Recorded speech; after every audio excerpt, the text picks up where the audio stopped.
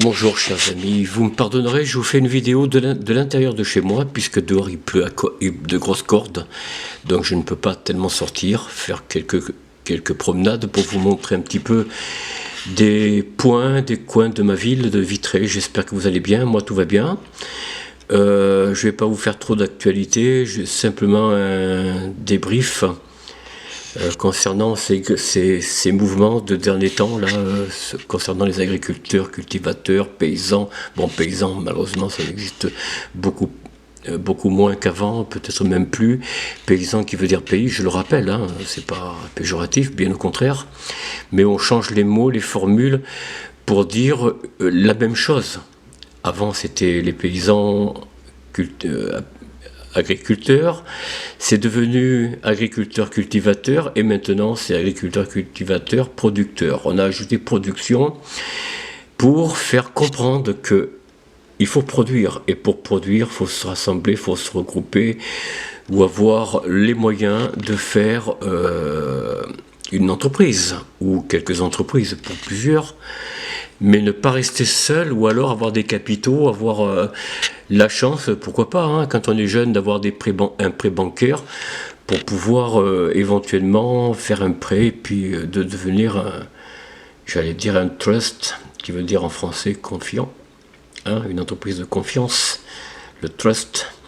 Un trust ou pas un empire, non, mais encore que si.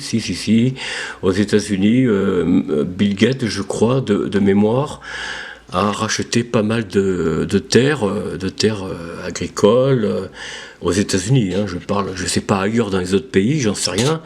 Je suis pas très bien informé là-dessus. Peut-être que je vais creuser un jour en parlant d'agriculture. Bill Gates, qui a de grands moyens. Hein, c'est quand même un homme très très reconnu, réputé pour ce qu'il est. J'en dirai pas plus, parce que je ne veux pas risquer quelque chose, voilà. Mais c'est un homme il a eu du mérite, hein. Quand il a fondé Microsoft, bon, ça a été au prix de certaines choses que je ne vais pas ici développer, mais il a développé un empire Microsoft qui est connu mondialement avec Steve Jobs pour Apple, hein. Ensemble, ils ont développé, ou séparément, je ne sais plus, ils ont développé un ou deux empires, enfin deux empires en fait. Mais Microsoft est son Windows comme sur Apple.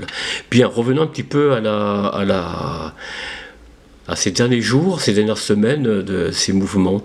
En France, bon, ça c'est un petit peu, bon, ils tiennent un peu, mais ça n'a rien à voir avec nos pays voisins, notamment en Allemagne, où là, le mouvement semble un peu plus dur. Il faudrait que j'aille un peu creuser de ce côté-là, du côté outre-Rhin, pour voir un peu ce qui s'y passe. C'est vrai que là, il y a un mouvement d'agriculteurs qui est beaucoup plus costaud, plus virulent, violent peut-être pas, mais virulent en tout cas, beaucoup plus présent qu'en France. En France, malheureusement, tout est bridé par... Vous savez de qui je parle, je vais pas me répéter. Mais en Allemagne, le syndicat n'est pas politisé. C'est déjà, le syndicat est, disons, privé avec les entreprises qu'elles défendent. Et je me souviens, il y a quelques années, quand en Allemagne il y avait une grève dans la sidérurgie, l'industrie ou même dans la paysannerie, je peux vous dire que ça ne riait pas, hein, ça rigolait pas. C'était pas pour 1 ou 2 centimes d'euros, hein. Je peux vous dire que c'était vraiment pour quelque chose. Il fallait que vraiment les ouvriers aient quelque chose d'insupportable, quoi. Et donc, ils descendent par milliers dans les rues, et puis le syndicat, ils sont derrière, quoi. Il y a derrière les syndicats, il y a un syndicat ou deux, je n'en sais rien, mais ils ne sont pas comme nous en France, vous voyez, ils sont pas politisés. Nous en France, on ramène tout à l'administratif, à la politique. C'est ça, c'est un peu ça qui est dommage. Qui est des syndicats, je trouve ça normal. Il y aurait rien à dire. Sauf que là, il faut dépolitiser le syndicat. Le syndicat doit être proche des ouvriers, point barre, et ne doit dépendre que des cotisations de leurs salariés, de leur base, et pas d'autres comment dire, d'autres structures administratives politiques, hein, parce qu'en France, bon, ben, je crois que de tout un chacun, vous le savez, tout le monde sait que le syndicat en France n'est soutenu que par des subventions. Hein. Les subventions, c'est l'État qui les donne. Et croyez-moi, ce n'est pas des petites enveloppes. Hein. Et c'est comme ça qu'ils arrivent à survivre, d'ailleurs, en soufflant dans les poumons, avec de la monnaie, hein, bien sûr, la vôtre. Si vous êtes syndiqué, et la vôtre si vous payez des impôts, quand même, parce que même par les impôts, ils sont subventionnés. Il faut le savoir. Même si vous adhérez pas à un syndicat, vous payez quand même pour le syndicat.